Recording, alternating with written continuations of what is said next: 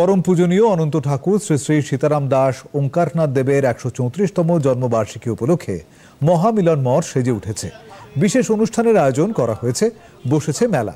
8 থেকে 80 জাতি ধর্ম নির্বিশেষে সাধারণ মানুষ যোগ দিয়েছেন এই অনুষ্ঠানে। ভারতবর্ষের বিভিন্ন জায়গায় এই অনুষ্ঠান হচ্ছে।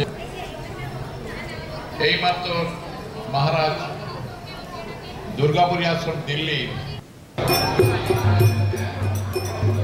এটা যে 15 বছর ছিল।